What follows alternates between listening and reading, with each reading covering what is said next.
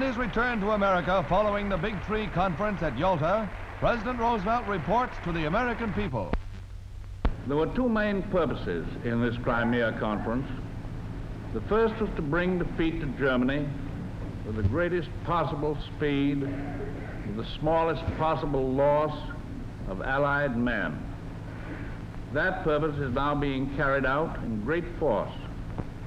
The second purpose was to continue to build the foundation for an international accord that would bring order and security after the chaos of the war, that would give some assurance of lasting peace among the nations of the world.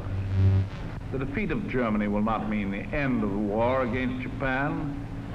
On the contrary, we must be prepared for a long and costly struggle in the Pacific.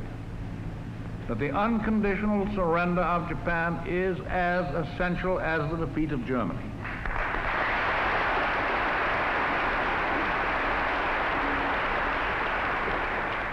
I say that advisedly, with the thought in mind that is especially true if our plans for world peace are to succeed. The Japanese militarism must be wiped out as thoroughly as German militarism. I hope in our history, and therefore in the history of the world, there will soon be presented to the Senate and the American people a great decision that will determine the fate of the United States, and I think therefore the fate of the world, for generations to come. There can be no middle ground here. We shall have to take the responsibility for world collaboration, or we shall have to bear the responsibility for another world conflict.